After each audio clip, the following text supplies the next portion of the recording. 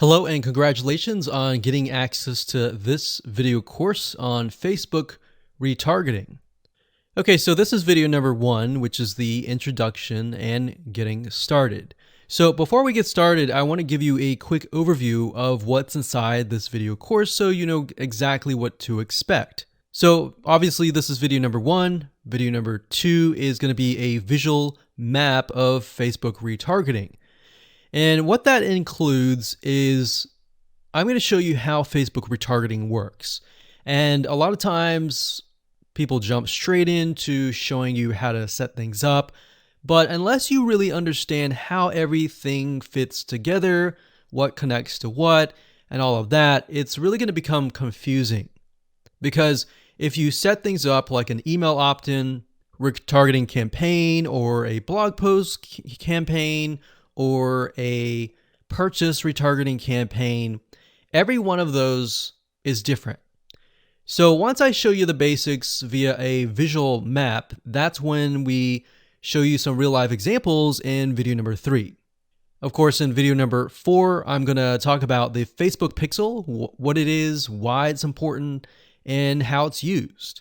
And of course, from that point, we'll move to video number 5 and talk about how to add the pixel to your website, whether you're using WordPress, ClickFunnels, Lead Pages, or any other landing page builder. Video number 6 will talk about pixel variables and settings, otherwise known as standard events, such as how do you tell Facebook that somebody has landed on your page, somebody has converted into a lead, somebody has added the product to their shopping cart. Maybe you want to find people who have added things to the cart but have not yet purchased so that you can show an ad to them, remind them that they are interested in that purchase, and perhaps give them some sort of discount as well.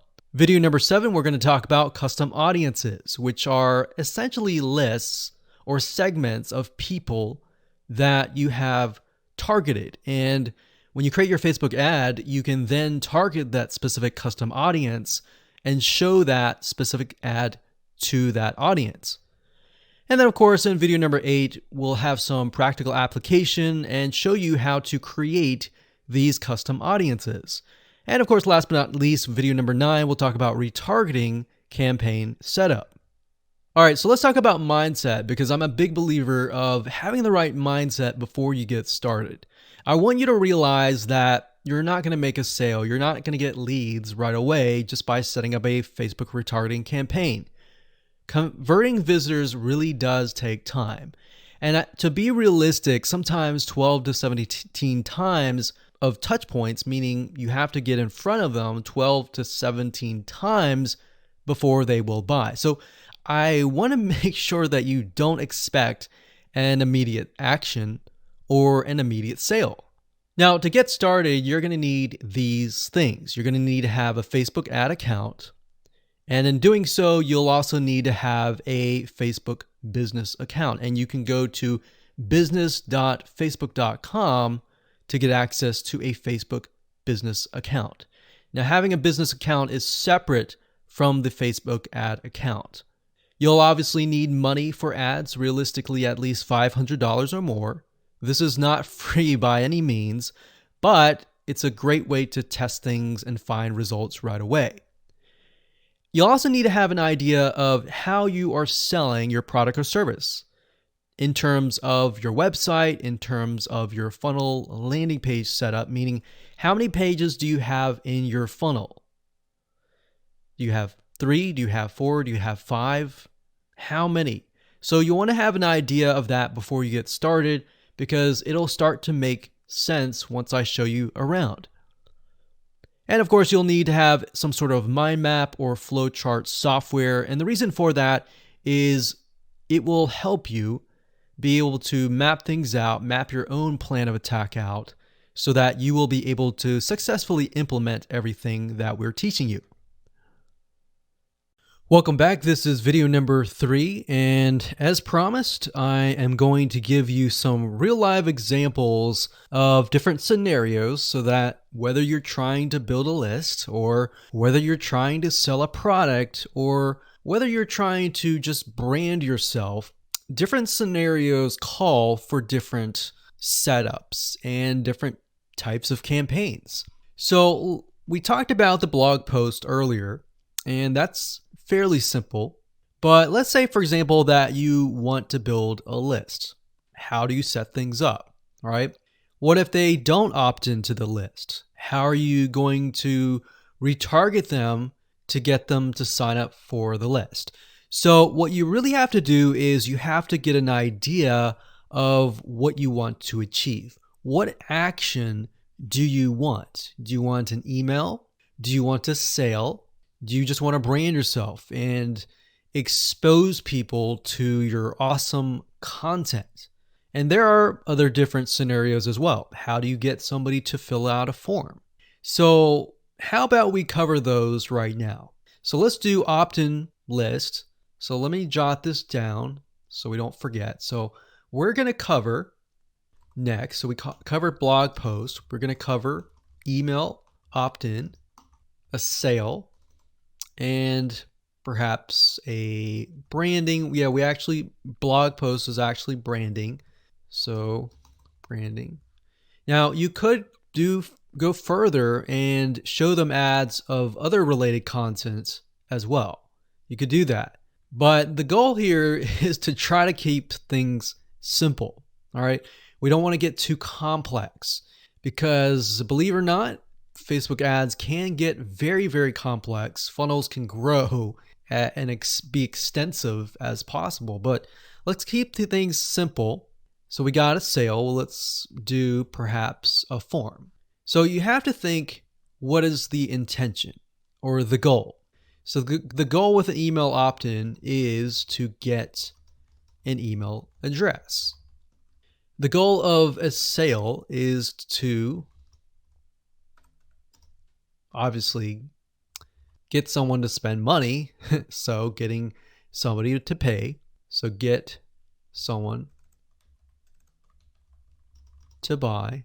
And then with the form, you want somebody to fill out the form.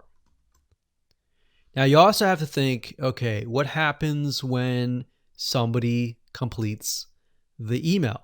What then happens? How do you convert? And how do you track that conversion? So you don't show a Facebook ad to somebody who has bought, right? So it's kind of an if, then, else. If this happens, then this happens. If this doesn't happen, then this happens, right? So let me explain. Let's do an email opt-in. All right, somebody comes to a landing page. So we'll call this the email capture page. And then, of course, there's going to be a Facebook pixel on this email captured page. Now, I'm going to remove these because it's going to get a little bit longer. And I'm going to delete this. I'm going to actually copy this back, but we're going to move this over here. So if they fill out the email, what is after that? All right. What is after that? So after that, depending on how things are set up, if you got it set up with double opt-in confirmation, which means they have to check their email address and click the link and all that, and it goes to that page, or they fill in the email and it immediately directs them to the next page. Whatever the page is, we'll say page 2. This could be where the freebie is located. And you're going to need to have another Facebook pixel on that page, right? So if you think about it, the Facebook pixel needs to be on this page. Now, the only reason why we would want to show a Facebook ad is if they came to the email capture page, but they did not give us their email, right? In other words, if they did not fulfill the action, then you need to show a Facebook ad. If they did fulfill the action, you don't need to show the Facebook ad, unless, of course, you're selling a product. But like I said, let's keep it simple. So from this point, they either give us the email and then they land on this page. And this Facebook pixel will need to, we'll call it a conversion, and it will need to let us know if it actually converted. Now, if they did not, so we'll put over here,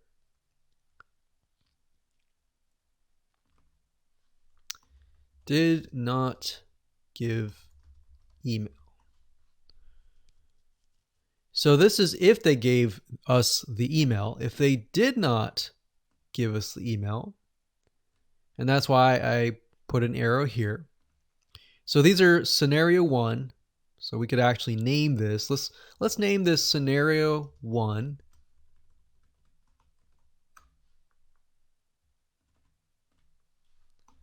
In scenario 2. And obviously scenario 2 doesn't have a page or anything. It's just merely they exited this specific page. If that's the case, we want to retarget them, right? So we are going to say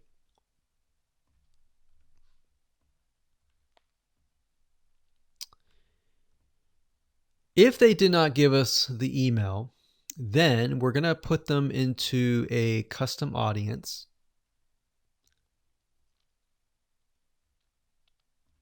So in certain respects, what it's going to do is if somebody visited this page, but they did not visit this page, then we put them in a custom audience.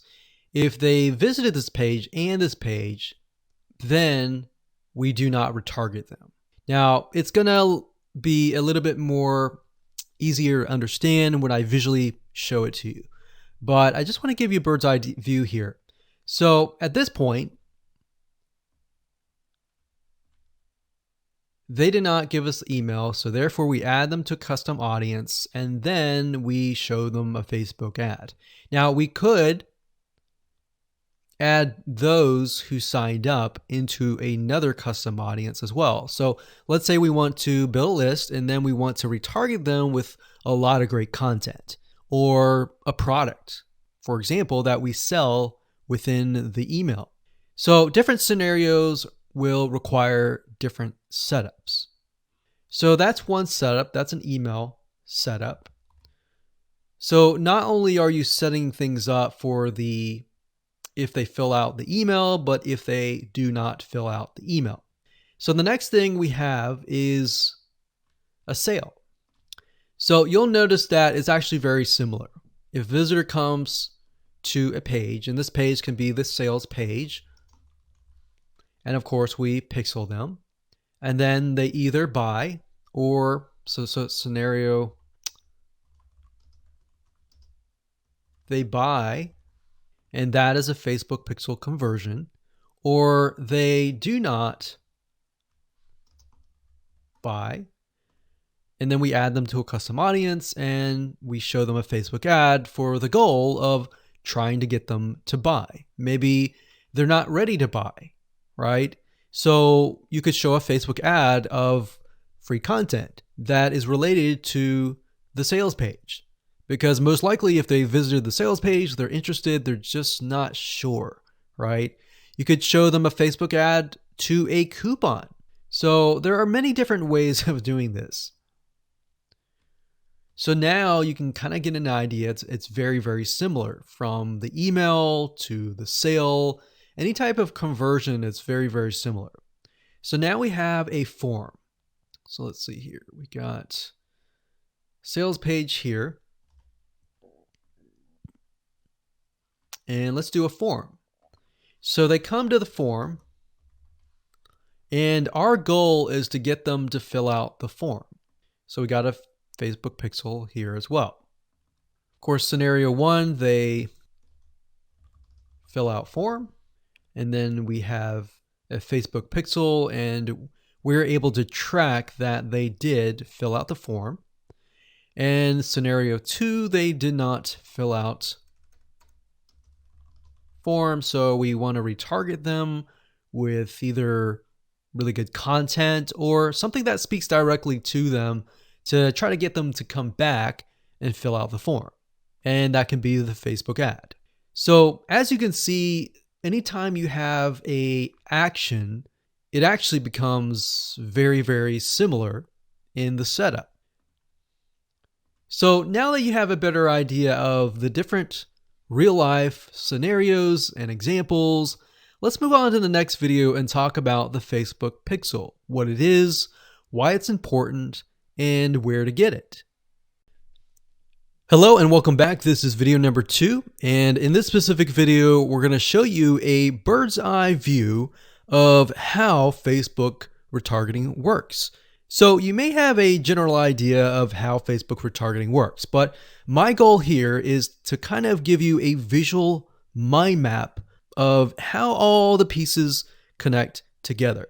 Because if I jump in and start showing you to do this, to do that, and I don't explain what things are and why things are important, I know that you will get confused, and I don't want to overwhelm you, so that's the goal here. So let's dive in. Obviously, this is going to be the visitor, and the visitor comes to a website, a landing page, whatever page that you want. Let's say that it is a blog post, and it could be a specific blog post. It doesn't matter. So they visit this blog post, and on the blog post, in order for us to know that they visited the blog post, there's going to need to be a piece of code. And that piece of code is called a Facebook Pixel. Now, I'm not going to talk about that right now, but all you need to know is that the Facebook Pixel tracks them. I'm going to talk briefly about the Facebook Pixel later on because it can get kind of technical. So all you need to know right now is a piece of code that tracks them. It lets us know that they have visited this particular blog post. Now, bear in mind that if you want to learn how to set things up with different scenarios, what do you do with an opted page? Or what do you do when you're trying to get somebody to fill out a form? Or what do you do when you're trying to sell a product? Well, I'm going to talk about different real life examples in the next video. All right, so just keep that in mind. Let's just talk about the basics. Okay, so from this point, let's say it's a blog post, and maybe in this situation, what we want to do is whenever somebody visits this particular blog post, we want to create an audience specifically for this. All right, so whenever somebody visits here, they are going to have the Facebook Pixel there, and then this visitor essentially will be added on this part to a custom audience. All right. And don't worry, we're going to explain all of this later on. Now, this custom audience is going to allow us to say, okay, anybody who visits this page is now added to this audience here. Now, why do you need an audience? Well, you need an audience because when it comes to trying to put ads up, so let's put this up. Let's do a Facebook ad.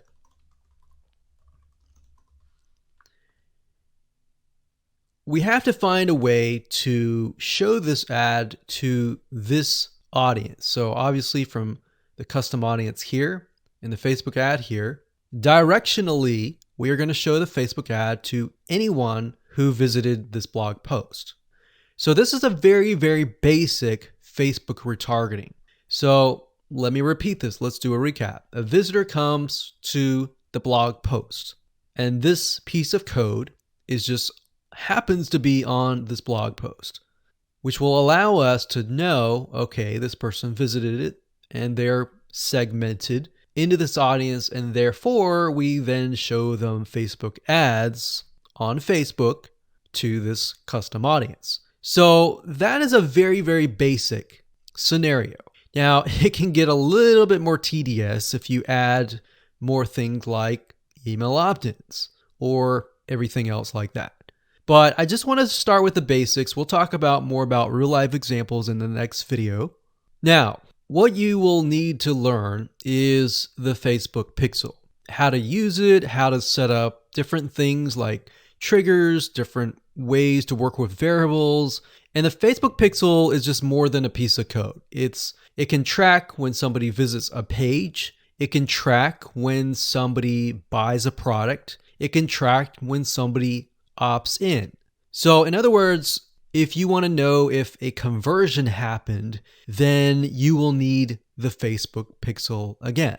So the Facebook pixel is essentially a piece of code that is on your whole website, and based upon where they land, where they convert, it is all recorded. So we'll talk more about that later on, but let's move on to the next video, and I'm going to give you some real life examples and real life scenarios. We're going to show you different mind maps for different scenarios so that you have an idea of kind of how things work.